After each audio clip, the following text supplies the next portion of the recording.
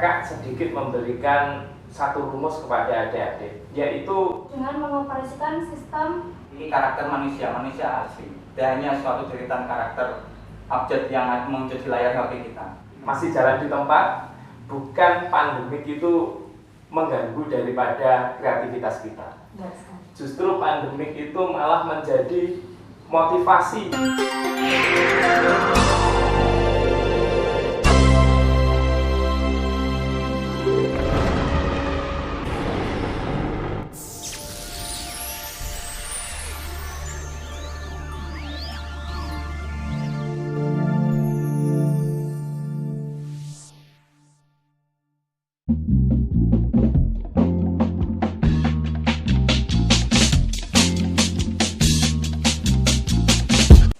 Assalamualaikum warahmatullahi wabarakatuh.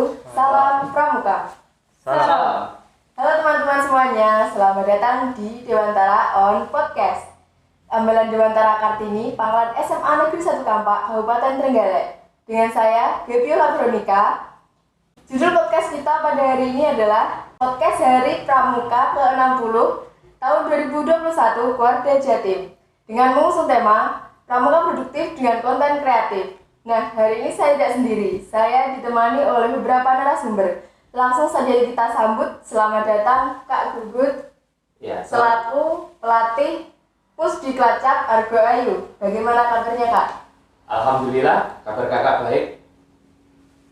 Di sebelah kanan ada Kak Diah Ayu, selaku Sekretaris Ambalan Dewantara Pangkalan SMA Negeri 1 Kampak. Halo Kak Ayu. Hai. Gimana kabarnya, Kak? Alhamdulillah baik.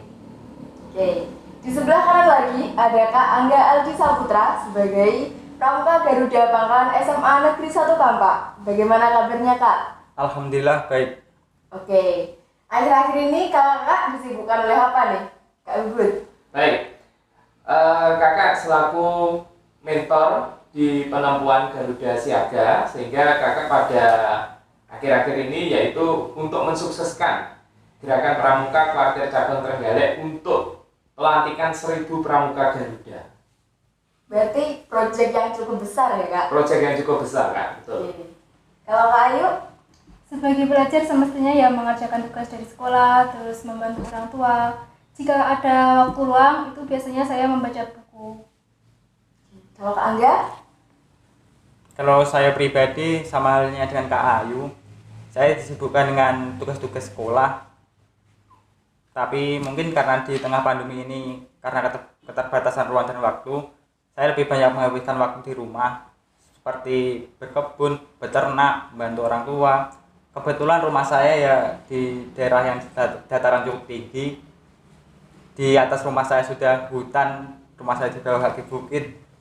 Kalau mungkin saya rindu dengan suasana berkemah gerakan Pramuka, saya cukup naik ke atas rumah saya, sudah capai hutan, saya buat bivak sebagai pengingat momen.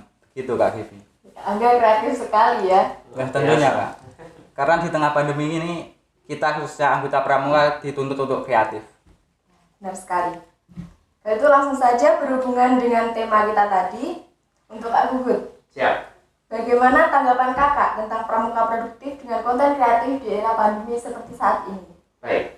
Jadi Pramuka Produktif itu pada dasarnya sebagai seorang pramuka sudah dari zaman dulu, Kak.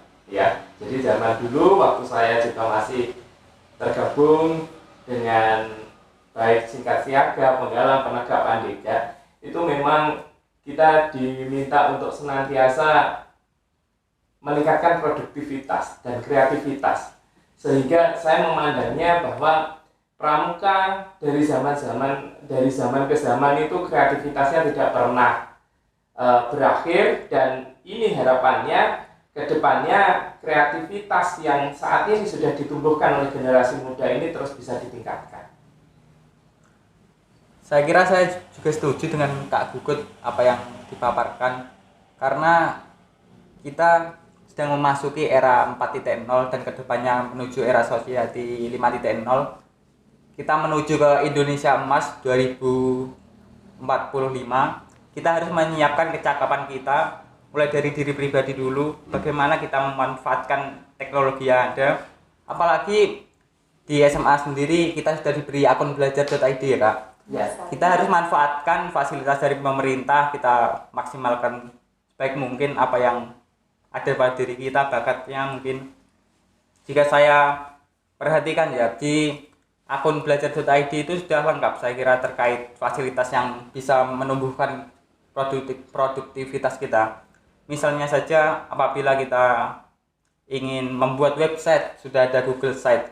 Kita kembangkan, kita isi sebagai konten-konten positif tentang gerakan pramuka. Apabila kita ingin membuat suatu kuis untuk kegiatan pramuka latihan rutin daring, kita bisa buat di aplikasi kuis. Lalu untuk absensinya Google Form.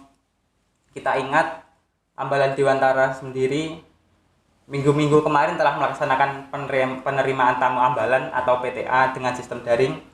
Kita absensinya menggunakan Google Form, dan untuk materinya kita sebelumnya telah membuat materi dan diupload di YouTube lalu ditonton untuk siswa kelas 10. Begitu, Pak. Oke. Jadi intinya kita harus tetap berinovasi supaya pramuka tetap produktif ya, Kak. Betul, Kak. betul. Ya. Kak, beralih ke Kak Ayu. Kak Ayu, menurut Kakak apa saja nih yang menjadi penghambat seorang pramuka agar bisa produktif di era pandemi ini? Ada beberapa faktor, salah satunya faktor 3T, yaitu terluar, terdepan, dan tertinggal. Ada beberapa daerah yang berada di faktor 3T tersebut, yaitu faktor tertinggal. Itu biasanya jaringannya agak lemot, itu karena daerah yang tertinggal itu biasanya pancaran sinyalnya itu kurang, dan untuk mengirimkan tugas bagi siswa itu terlambat, absensinya juga terlambat, jadi mengganggu keproduktifan seorang. Gitu. Saya sendiri kalau terkait konektivitas yang lemot itu kadang kalau mau mengirimkan tugas atau berbuat sesuatu di medsos itu ya terkesan gampang emosi ya kalau Iya. sinyalnya lelet begitu.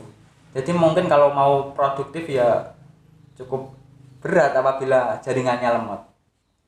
Ada lagi Kak yang menghambat keproduktifan kita sehari-hari, yaitu pada diri kita sendiri, yaitu kemalasan. Jika jaringannya sudah bisa untuk mengerjakan tugas dan mengirimkan tugas, tetapi kalau kita malas kan ya percuma gitu. Berdiri saja ibaratnya berat kalau malas. Saya juga sering begitu, Kak. Karena mungkin banyak rebahan di pandemi. Iya, berbahan. Jadi tadi intinya faktor penghambatnya yaitu wilayah 3T tadi dengan kemalasan. Iya. Oke. Sekarang untuk Kak Angga, menurut Kakak seberapa pentingnya sih hubungan antara memiliki kecakapan digital sebagai seorang pramuka? Siap, untuk kecakapan digital saya kira sangat perlu ya seorang pramuka itu mempunyai suatu kecakapan digital. Secara umum orang beranggapan itu kecakapan digital adalah suatu kemampuan seseorang dalam menggunakan internet dan media digital. Tidak hanya itu, mungkin yang perlu kita pahami adalah bagaimana kita menerapkan teknologi itu semaksimal mungkin. Bagaimana kita beretika di dalam media sosial tersebut. Seseorang yang memiliki kecakapan teknologi yang bagus, cakapan literasi digital yang baik, adalah seseorang yang mampu mengoperasikan media digital dengan semaksimal mungkin dengan penuh tanggung jawab. Tidak hanya sekedar mampu mengaplikasikan tapi tidak memahami kaidah-kaidah apa yang dilarang, etikanya bagaimana. Untuk kedepannya mungkin kita juga tidak tahu pandemi ini akan berlangsung sampai kapan. Saya kira kita harus tetap mengembangkan skill kita masing-masing, kayak kita tingkatkan. Karena kita ingat bahwa Kominfo akhir-akhir ini bekerja sama dengan stakeholder yang lain seperti Siberkreasi dan Jabilidi membuat 4 kompetensi. Di antaranya yaitu digital skill, bagaimana kita menggugah kemampuan kita tingkatkan dalam menggunakan perangkat lunak maupun perangkat keras TIK. Lalu dilanjutkan yang kedua yaitu digital kultur, bagaimana kita membangun wawasan kebangsaan, kebinekaan, dasar Pancasila kita dalam kehidupan sehari-hari, tidak hanya di dunia nyata tapi juga di dunia digital. Berbicara tentang Pancasila, kita ingat bahwa dalam Pancasila itu ada 3 nilai. Yang pertama yaitu nilai dasar, nilai yang bersifat abstrak, umum, dan dinamis, dapat mengikuti perkembangan zaman. Lalu dilanjutkan yang kedua yaitu nilai instrumental, penjabaran dari nilai dasar yang dikembangkan menjadi suatu kebijakan, suatu organisasi maupun suatu sistem tata nilai. Selanjutnya yaitu yang terakhir atau ketiga, nilai praksis, penjabaran nilai instrumental dalam kehidupan sehari-hari. Misal, sila kelima, keadilan sosial bagi seluruh rakyat Indonesia, dapat kita implementasikan dengan nilai gemar melakukan kegiatan yang produktif dengan cara menghargai hasil karya orang lain. Jika kita melihat seseorang itu berkarya, tapi kita harus mempunyai mindset atau tekad untuk ikut berkarya. Lalu dilanjutkan kompetensi yang ketiga yaitu digital etik. Bagaimana kita membangun tata kelola etika dalam bermedia sosial. Kita sudah sepatutnya sebagai anggota Gerakan Pramuka bila menjadi role model, bila menjadi panutan dan contoh apabila kita menggunakan media sosial. Tidak hanya di lingkungan sekitar ya, lingkungan visual seperti ini, tapi juga harus di dunia nyata, dunia maya. Lalu yang terakhir yaitu digital safety. Kita harus memahami apabila dunia maya itu juga penuh dengan kerawanan. Kita pahami keamanan dan privasi diri kita sendiri. Kita lihat bulan-bulan kemarin adanya kegiatan vaksinasi dari pemerintah, terdapat beberapa orang yang mengunggah kartu vaksinasinya dengan mungkin dengan pemikiran ingin menunjukkan, menggugah semangat kita untuk ikut vaksin. Tapi perlu kita sadari bahwa di kartu atau sertifikat tersebut ada kode QR yang di dalam terdapat identitas kita. Harus kita pahami terkait hal tersebut. Berarti kita harus memahami tentang digital skill, digital culture, digital etik dan digital safety tadi ya Kak. Ya. Mungkin Kak Gugut ada yang mau ditambahkan? Iya, jadi dari penjabaran itu tadi tentang bagaimana kita mengunggah sebuah kreativitas. Yang penting kalau dari saya, jangan berani ketika itu bukan kreativitas kita yang kita unggah atau kita plagiat punyanya orang, karena itu akan sangat berbahaya. Sehingga konten-konten yang kita miliki itu harus original ataupun produktif daripada kreativitas yang kita miliki. Saya kira itu. Berarti kita tidak boleh melakukan plagiarisme ya Kak? Iya, betul. Tentu Kak, karena kita ingat Undang-Undang Nomor 19 Tahun 2016 tentang ITE mengatur bagaimana kita tata kelola kita dalam bermedia digital. Karena di situ terdapat ketentuan-ketentuan yang jangan sampai kita lakukan maupun apa yang boleh kita lakukan. Jangan sampai kita melanggar hak-hak orang lain. Sebab di dunia media sosial itu, di dunia digital, kita apabila berkomunikasi itu kan secara kita pribadi nampak itu hanya deretan karakter huruf ya kalau kita sedang chatting. Tapi di balik itu ada seseorang yang memiliki karakter manusia asli. Tidak hanya suatu deretan karakter abjad yang muncul di layar HP kita. Perlu kita sadari. Kita beralih ke Kak Ayu. Kak Ayu, menurut Kakak apakah perlu diadakan diklat pramuka yang berorientasi ke arah kecakapan media digital sekarang ini Kak? Saya kira itu perlu, karena di situasi sekarang masa pandemi itu kita bisa meningkatkan kreativitasan kita untuk bermedia digital. Kita bisa berkomunikasi dengan gugus depan lain, bagaimana kita berkomunikasi dengan anggota pramuka yang baru. Kita bisa mengakses informasi yang berkaitan dengan diklat itu tersebut dengan mengoperasikan sistem media digital. Berarti kita harus tetap mempertahankan relasi-relasi dengan gugus depan lain ya Kak? Iya. Iya Kak, kemarin kalau tidak salah saya baca itu di tirto.id ada survei terkait 60 detik yang ada di internet. Masyarakat Indonesia itu umumnya lebih dari 20 juta pesan dikirim lewat WA, lebih dari 38.000 foto diunggah di Instagram, dan sekitar 2,4 juta orang itu mencari di Google.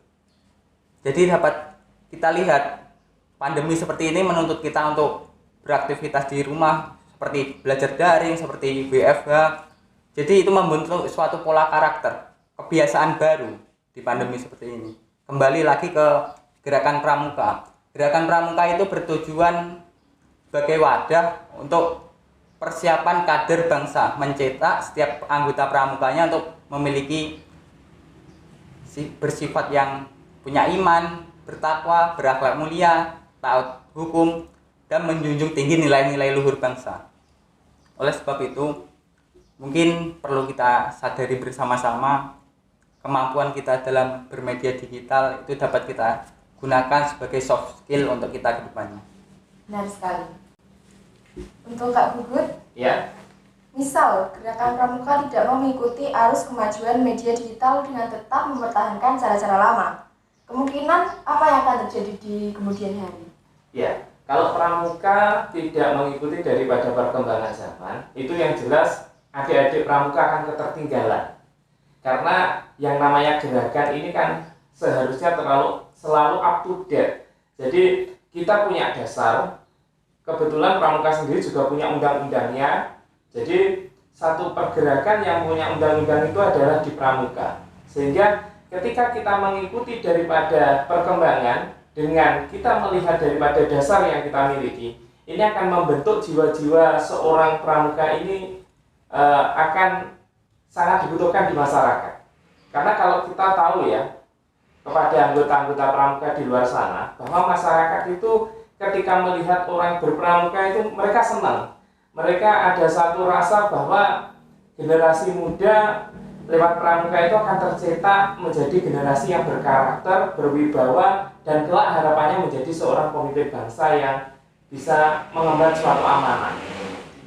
Iya, jadi saya melihatnya seperti itu, sehingga jangan sampai kalau kita berbicara seorang pramuka kita tidak bisa mengikuti perkembangan. Justru dari pramuka kita harus terus berkarya, kita terus ikuti daripada perubahan, tapi tetap kita ingat bahwa kita memiliki kode kehormatan yang senantiasa menjadi dasar daripada seorang gerakan pramuka.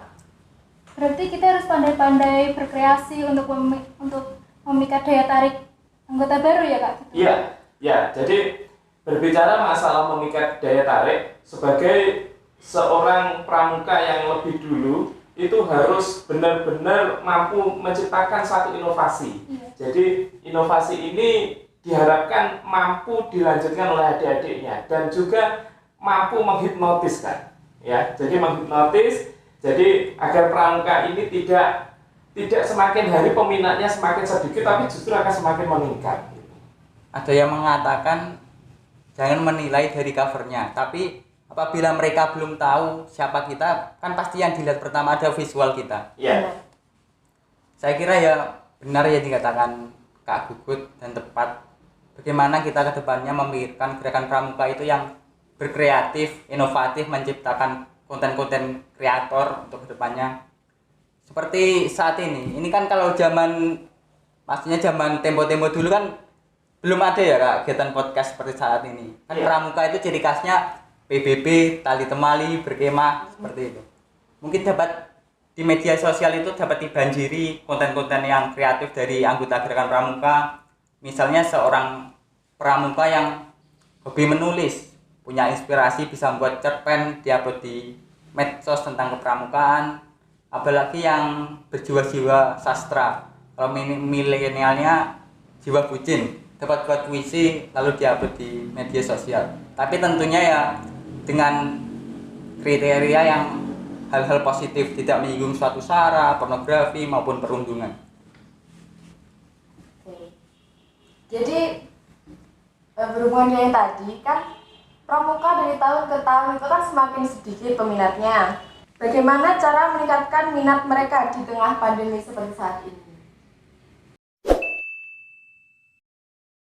Jangan lupa suker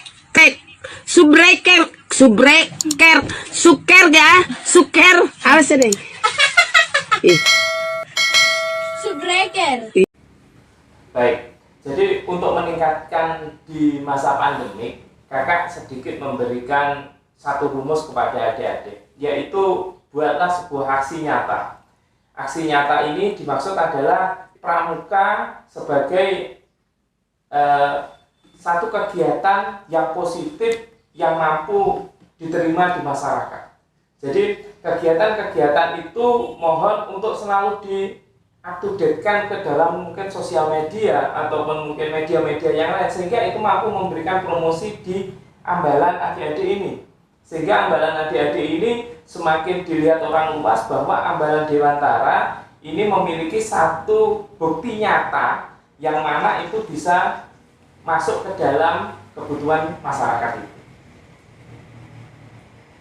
Berarti kembali lagi ke diri sendiri, kita harus tetap berkreasi supaya pramuka kita juga tetap maju, up to date. Ya. Oke. Mungkin ada yang ingin ditambahkan? Anda? Menurut data Badan Pusat Statistik, masyarakat kita itu atau warga negara Indonesia itu saat ini mencapai kurang lebih 268 juta dengan laju pertumbuhan sekitar 1,3%. Dengan potensi sebesar itu, mari kita sama-sama berinovasi, mari kita bersama-sama berkreativitas, membangun apa yang kiranya bisa kita lakukan. Jangan sampai kita itu gerakan pramuka dianggap stagnan, dianggap menggunakan cara-cara kuno. Marilah kita manfaatkan fasilitas yang ada. Mungkin bulan-bulan kemarin kalau tidak salah saya ingat itu Pusdiklacap Argoayu mengadakan KMD virtual ya Kak? KMD virtual, betul. Itu merupakan suatu kreativitas di era pandemi, bagaimana kita mempunyai tekad, mindset untuk mengembangkan apa yang ada di sekitar kita meskipun keterbatasan ruang dan waktu. Berarti kita sebagai seorang pramuka tidak boleh gagap teknologi ya Kak? Kita harus tetap berinovasi, berkreasi supaya pramuka kita juga tetap maju dan up to date.